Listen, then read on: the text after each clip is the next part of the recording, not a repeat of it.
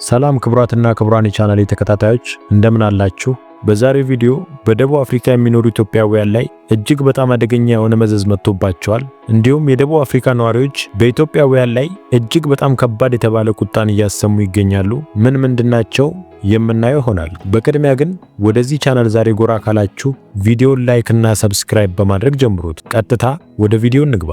በጥር ወር እንደ አውሮፓውያን አቆጣጠር በ2025 ዓ.ም የደቡብ አፍሪካ ፖሊስ ባደረገው ድንገተኛ ፍተሻ በህገወጥ መንገድ የመጡ 26 ኢትዮጵያውያንን እርቃናቸውን ምንም በማያመች ቤት ውስጥ ተደብቀውና ታጉረው በፖሊስ ቁጥጥር ስር ሊውሉ ችለዋል። ብዙም ሳይቆይ እዛው አካባቢ 82 ተጨማሪ ኢትዮጵያውያን ያለምንም መሰረታዊ ቁሳቁሶች በፖሊስ ቁጥጥር ስር ሊውሉ ችለዋል። ጉዳዩን እጅግ በጣም የከፋና የተወሳሰበ የሚያደርገው ነገር ደግሞ ምንድነው? እነዚህ ኢትዮጵያውያን በህገወጥ ደላሎች ወደዛች ሀገር እንደገቡ እየተነገረ መሆኑ ነው። ምክንያቱም እነዚህ ግለሰቦች ምንም አይነት ህጋዊ እውቅና የላቸውም። በዛች ሀገር ላይ የፈለገ በደልና ሰብአዊ መብት ጥሰት እንኳን ቢደረግባቸው ቢገደሉ ለየትኛውም የህግ አካል ሄደው አቤት ማለት አለመቻላቸው፣ ምክንያቱም እንደ ዜጋ የሚቆጠሩ አለመሆኑና መምጫቸው ከየትና እንዴት እንደገቡ ስለማይታወቅ ራሳቸው ወንጀለኛ ስለሆኑ የትኛውም አይነት በደልና ወንጀል እንኳን ቢፈጸምባቸው ሄደው ለፖሊስ ለመናገር ወይም ህጋዊ ከለላ ለማግኘት ምንም አይነት አቋምና መብት የሌላቸው ዜጎች በመሆናቸው እነዚህ ግለሰቦች እጅግ በጣም ከፍተኛ ጫናና በደል ሊደርስባቸው ይችላል። እነዚህን ኢትዮጵያውያን የሆኑ ግለሰቦች ፖሊስ ሄደው በቁጥጥር ስር ሳይውላቸው እጅግ በጣም በሚያሳዝን ሁኔታ የሚለብሱት ልብስም የላቸውም፣ የሚመገቡት ምግብም የላቸውም። የሚበሉት ምግብ መሰረታዊ የሆኑ ነገሮች ያልተሟሉላቸውና እጅግ አሳዛኝ በሆነ ሁኔታ ውስጥ ፖሊስ በቁጥጥር ስር ሊያውላቸው ችሏል። ይህም እንደ ሀገር እጅግ በጣም የሚያሳዝንና የሚያዋርድ ነገር ሆኖ እናገኘዋለን። ሁላችንም እንደምናውቀው እንግዲህ ደቡብ አፍሪካ ማለት የወረበሎች የሌቦች እጅግ በጣም አደገኛ የተባሉ የተደራጁ ነፍሰ ገዳዮች የሚኖሩባት ሀገር ነች። በዛች ሀገር ላይ ከፖሊስ በላይ ሆኖ የሚኖሩ ህገወጥ ግለሰቦች ያሉበት ሀገር ነው።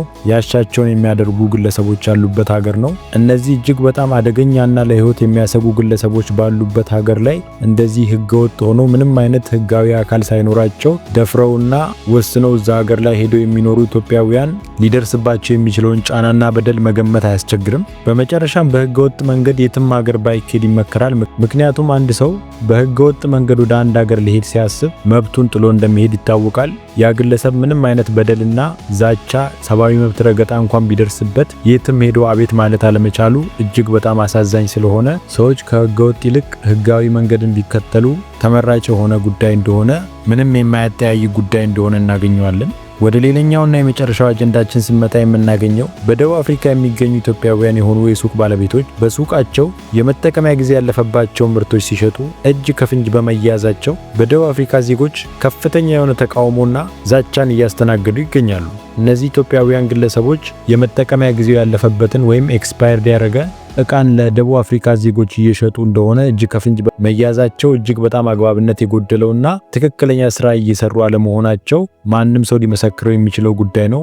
ምክንያቱም እነዚህ ግለሰቦች ሀገራቸውን ጥለው በሌላ ሀገር ዜጋ እጅ ላይ እንዳሉ ይታወቃል። የመጠቀሚያ ጊዜ ያለፈባቸውን እቃዎች እየሸጡ መገኘታቸው እጅግ በጣም አግባብነት የጎደለውና የትኛውም ኃላፊነት ሊሰማው ከሚችል ዜጋ የማይጠበቅ ጉዳይ እንደሆነ እናገኘዋለን። ምክንያቱም እነዚህ ምርቶች ለማህበረሰቡ ሲሸጡ ማህበረሰቦቹ ላይ ሊደርስ የሚችለውን ነገር ማሰብ ያስፈልጋል። እነዚህ ምርቶች ህፃናቶች ሊጠቀሙት ይችላሉ። የተለያየ የጤና እክል ያለባቸው ዜጎች ሊጠቀሙት ይችላሉ። ስለሆነም እየሰሩ ያሉት ነገር እጅግ በጣም አግባብነት የጎደለውና ከህግ አንጻርም ሲታይ እንዲሁም ከሰብአዊነትም አንጻር ሲታይ ይህ ነገር እጅግ በጣም አሳሳቢና አጠያያቂ የሆነ ጉዳይ እንደሆነ እናገኘዋለን። ይህንን ተከትሎ ደግሞ እጅግ በጣም አሳዛኙ ጉዳይ ምንድነው? በደቡብ አፍሪካ የሚኖሩ ኢትዮጵያውያን ከሀገሪቱ ዜጎች ከፍተኛ የሆነ ወከባና እንግልት፣ ጥላቻ እንዲሁም ሱቃቸውን እስከ ማቃጠል፣ ህይወታቸውን እስከ ማጥፋት ድረስ የሚደርሱ ወንጀለኞች መኖራቸው እጅግ በጣም አሳሳቢ ያደርገዋል።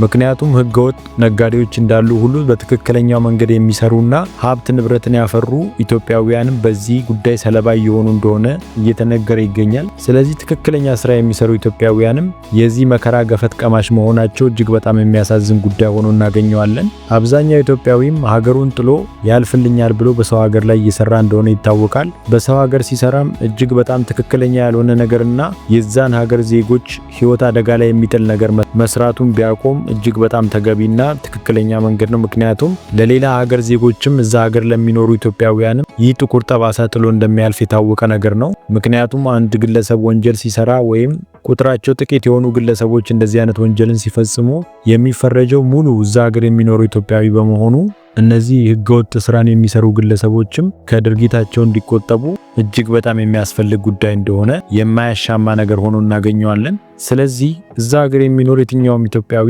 እንደዚህ አይነት ህገወጥ ስራዎችን ከመስራት ቢቆጠብና በትክክለኛ መንገድ ሀብት ንብረትን ማፍራት እንዳለበትና የሀገሪቱ ዜጎችም በሌላ ኢትዮጵያውያን ላይ እርምጃ እንዲወስዱና የኢትዮጵያውያን ስምም እንዲጠለሽ ባያደርጉ የተመከረ ይሆናል። ስለዚህ እንደዚህ አይነት ህገወጥ የሆኑ ስራዎችን የሚሰሩ ኢትዮጵያውያን ከድርጊታቸው ቢቆጠቡና እነሱ በሰሩት ወንጀል ሌላው ንጹህ የሆነው ማህበረሰብ ደግሞ እነሱ በሰሩት ወንጀል ባይወነጀልና ወከባና እንግልት ባይደርስበት የተመረጠ ነው። እናንተስ ምን ታስባላችሁ?